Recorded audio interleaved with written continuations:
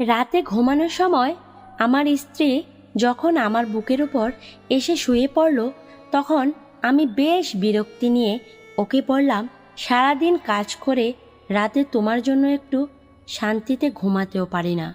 তুমি তো জানো আমি তোমার বুকে ছাড়া ঘুমাতে পারি না।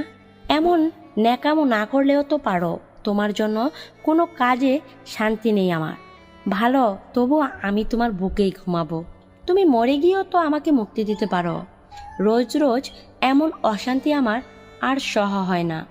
এমন একটা বস্তা গায়ের উপর থাকলে কি কেউ ঘুমাতে পারে? আমি তো শুধু রাতের বেলাতেই বুকে ঘুমাই, আর তো কখনো জ্বালাতন করি না। তোমার মতো নির্লজ্জ মেয়ে আমি আর একটাও দেখিনি। আমার মাথা ব্যথা করছে, একটু হাত বুলিয়ে দাও। কথাটা বলে আমার হাতটা নিয়ে ওর কপালের উপর রাখলো। হাজারবার বলার পরও, এমনকি গায়ে হাত তুললেও ওর এই অভ্যাস পরিবর্তন করতে পারিনি। আপনারা নিশ্চয়ই ভাবছেন, স্ত্রী বুকের উপর ঘুমালে আমি এত বিরক্ত কেন হই? আসলে ওকে আমার এখন আর ভালো লাগে না। আমার অন্য একটা মেয়ের সাথে রিলেশন আছে, কিন্তু কিছুতেই মিতাকে বলতে পারি না। মিতা আমার স্ত্রীর নাম। এমন বেহায়া মেয়ে আমি খুব কম দেখেছি। ওর জন্য রাতে কণিকার সাথে তেমন কথা বলতে পারি না। ঘুমাতে এলেই আমাকে জড়িয়ে ধরে রাখে। গায়ের সাথে মনে হয় খুব গরম কিছু লেগে আছে মনে হচ্ছে। মিতার কপালে হাত রেখে বুঝতে পারলাম ওর গা অস্বাভাবিকভাবে গরম, হয়তো জ্বর এসেছে। শীতের রাতে গরম কিছু কার না ভালো লাগে। আমি হাতটা ওর কপালের সাথে চেপে ধরে রাখলাম। ওর কিছুটা কষ্ট কমবে এই জন্য নয়, বরং এত সময় কম্বলের বাইরে রাখা হাতটা নিমিষেই গরম হবে সেই আশায়। সকাল 8টায় ঘুম ভেঙে দেখলাম মিতা আমার বুকের উপরই ঘুমিয়ে আছে। গায়ে হাত দিয়ে বুঝলাম গা রাতের থেকে অনেক বেশি গরম হয়ে আছে। কয়েকবার ডাক দিলাম, কিন্তু কোনো সাড়া দিল না। ওকে বুকের উপর থেকে সরাতে গেলে খেয়াল করলাম আমার বেশ শক্ত করেই ধরে আছে। তবুও ফ্রেশ হতে চলে গেলাম, কিন্তু মিতার অবস্থা ক্রমশই খারাপ হচ্ছে। তাই ওকে নিয়ে হাসপাতালে গেলাম। ডাক্তার বলল ওর অবস্থা অনেক বেশি খারাপ, এখনই আইসিইউতে ভর্তি করতে হবে। কিন্তু আমি ওর জন্য এত টাকা নষ্ট করতে পারবো না, তাই সাধারণ মহিলা ওয়ার্ডে ভর্তি করে দিয়ে এলাম। অফিসে এসে কণিকার সাথে গল্প জুড়ে দিলাম। মেয়েটা আমাকে ছাড়া কিছু বুঝতে চায় না। কণিকা আমার অফিসের কলিগ। ওর হাসি মুখটা যে কোনো পুরুষকে নিজের কাছে টানতে বাধ্য। তাই আমিও ওর কাছে চলে এসেছি। সারাদিন বেশ ভালো কেটে গেল। সন্ধ্যাবেলা বাড়ি এসে ফ্রেশ হয়ে খাবার টেবিলে গেলাম। না, আজ আর এই টেবিলে আমার পছন্দের কিছু রান্না করা নেই। মিতা রোজ সন্ধ্যা হলে আমার পছন্দের হালকা খাবার বানিয়ে দিত, তারপর নিজের হাতে খাইয়ে দিত।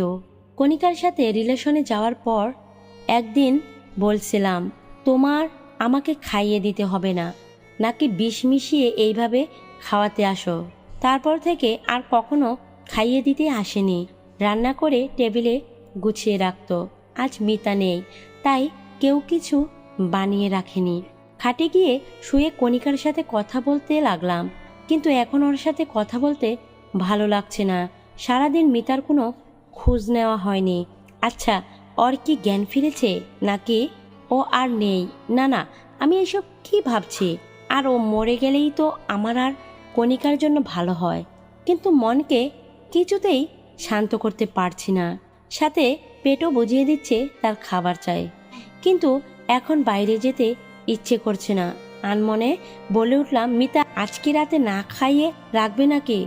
তুমি আসলেই কোনো কাজে না। দুপুরের টিফিনটাও দেওনি আজ। হঠাৎ খেয়াল আসলো মিতা হাসপাতালে ভর্তি। মেয়েটার আর কোনো খোঁজ কেন নিলাম না? সকালে একবার যেতে হবে। হাসপাতালে দেখে কেমন আছে। এখন ঘুমিয়ে পড়ি, কিন্তু শুয়ে কোনো শান্তি পাচ্ছি না। কিছুতেই ঘুম আসছে না। আজ মিতা নেই বলে কি এমন হচ্ছে? হয়তো বুকের ওপর কেউ না থাকলে ঘুম আসবে না। অভ্যাসটা খারাপ হয়ে গেছে। রাত যত বাড়ছে মিতার কথা তত বেশি মনে পড়ছে। সাথে ক্ষুধাটাও বেড়ে চলছে। কিছু সময় এপাশ ওপাশ করলাম, কিন্তু ঘুমাতে পারলাম না। উঠে গিয়ে ফ্রিজ খুলে খাবার আছে কিনা দেখতে গেলাম। গিয়ে দেখলাম 2টা চিংড়ি মাছ আর কাল রাতের তরকারি রাখার সাথে ভাতও আছে। খাবারগুলো নিয়ে টেবিলে খেতে বসলাম। হঠাৎ মনে হলো মিতা কাল রাতে খায়নি। আমি ওকে 4টা মাছ রান্না করতে দেখেছিলাম। ভালোই হয়েছে, এখন আমি খেতে পারবো। কিন্তু গলা দিয়ে নামছে না।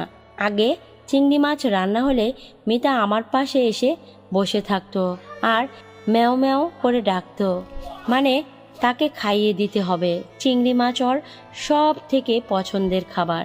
খাবারগুলো রেখে ঘরে চলে এলাম। হঠাৎ মনে হলো কেউ আমার বুকের উপর এসে শুয়ে পড়ছে, কিন্তু না, কেউ নেই। মিতাকে খুব দেখতে ইচ্ছা করছে। ফোনটা বের করলাম, কিন্তু এতে মিতার কোনো ছবি নেই। কণিকা সব ডিলিট করে দিয়েছিল। কিছু ভালো লাগছে না। তার বাইক নিয়ে হাসপাতালের দিকে রওনা হলাম ওকে দেখে আসবো বলে। কিন্তু হাসপাতালে গিয়ে জানতে পারলাম এত রাতে মহিলা ওয়ার্ডে কোনো ছেলেকে ঢুকতে দিবে না। কিন্তু কিছু করার নেই বলে ডাক্তারের কাছে ওর খোঁজ নিতে গেলাম। সকালে যে মেয়েটাকে ভর্তি করানো হয়েছিল তার কি অবস্থা? ওনার অবস্থা খুব খারাপ। শরীর কোনো রেসপন্স করছে না, স্লাইনও টানতে পারছে না শরীর। আইসিইউতে না রাখলে যে কোনো সময় খারাপ কিছু হতে পারে। তাহলে আইসিইউতে রাখার ব্যবস্থা করুন। সরি স্যার, এখন আইসিইউতে কোনো সিট খালি নেই, আপনাকে অন্য কোথাও দেখতে হবে। একটা সিট খালি ছিল, যা বিকেলে বুক হয়ে গেছে। ডাক্তারকে কিছু না বলে চলে এলাম সেখান থেকে। শহরের আর কোনো ভালো হাসপাতাল নেই। বাইরে নিতে গেলে এখন অনেক সময় লাগবে আর অনেক টাকা খরচ হবে। বাড়ি ফিরে চলে এলাম, কিন্তু বাড়ি ফিরলে মিতাকে বেশি মনে পড়তে লাগলো। কণিকার জন্মদিনের সময় আমার কাছে টাকা ছিল না, অনেক চিন্তায় ছিলাম।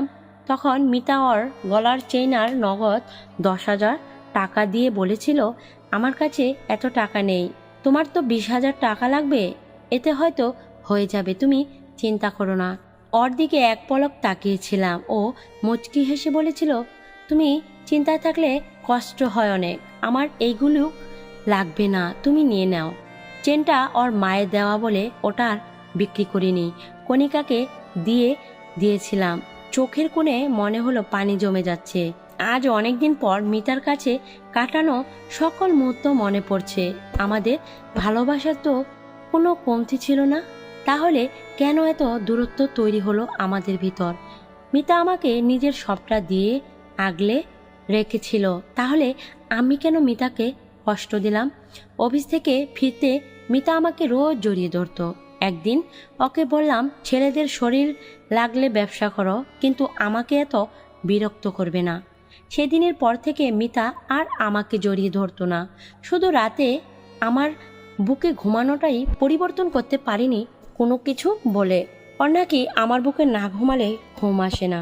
আমি ওকে এ সময় বলতাম, তুমি আমার বুকে না ঘুমালে আমার ঘুম আসে না।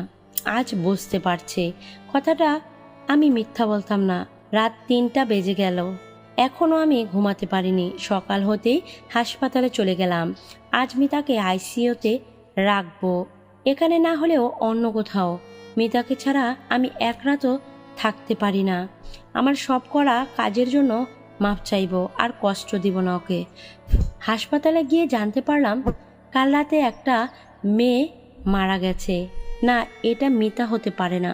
মিতা আমাকে কথা দিয়েছিল আমাকে রেখে যাবে না, আমাকে ছাড়াও থাকতে পারে না। মিতা নিশ্চয়ই ওর কথা রাখবে, কিন্তু আমাকে ভুল প্রমাণ করে দিল মিতার পানহীন দেওয়াটা। কেমন নিষ্পাপভাবে ঘুমিয়ে আছো? খুব শক্ত করে ওকে জড়িয়ে ধরলাম। শেষ কবে ওকে জড়িয়ে ধরেছি মনে নেই। ওর মুখের কাছে মুখ নিয়ে বলতে লাগলাম, তুমি বলতে না তুমি আমাকে ছাড়া থাকতে পারো না, তাহলে আজ থেকে কি করে থাকবে? জানো, কাল রাতে আমি তোমাকে ছাড়া ঘুমাতে পারিনি। গায়ের উপর এই বস্তাটা না থাকলে আমার ঘুম আসে না। কে আমাকে রোজ পছন্দের খাবার রান্না করে দিবে বলো? কে আমাকে এতটা আগলে রাখবে? আমি তোমাকে আর কষ্ট দিব না। এই দেখো, তোমাকে জড়িয়ে ধরে কথা দিচ্ছি, আমি আর কথার খেলাপ করব না। তুমি জানো কাল রাতে আমি তোমাকে ছাড়া কেমন ছিলাম, ভাতও খেতে পারিনি। তুমি আমাকে নিজের হাতে খাইয়ে দিবে না? এইবার আর বলবো না তুমি বিষ মিশিয়ে মেরে ফেলতে চাও। বলো না প্লিজ, আমার খুব ক্ষুধা লেগেছে। কাল রাতে খাইনি জানো, তোমার কলিজা না খেয়ে আছে। আর তুমি নিশ্চিতভাবে কি কি করে ঘুমিয়ে আছো? আগে প্রতি রাতে আমার বুক ওর চোখের পানিতে ভিজে যেত। আমি কিছুই বলতাম না, ওর চোখ মুছিয়ে দিতাম না। আজ আমার চোখের পানিতে ওর বুক ভিজে যাচ্ছে, কিন্তু ও চুপ করে ঘুমিয়ে আছে। সত্যি কি আমি ওকে আর ফিরে পাবো না? বন্ধুরা, মেয়েদের কদর করতে শিখুন। একটা মেয়ে সবাইকে ছেড়ে আসে শুধু একটা ছেলের জন্য, আর যদি তখনও তাকে অবহেলিত হতে হয়, এর থেকে দুঃখ কষ্ট আর কিছুই নেই। ধন্যবাদ বন্ধুরা, ভালো লাগলে পাশেই থাকুন।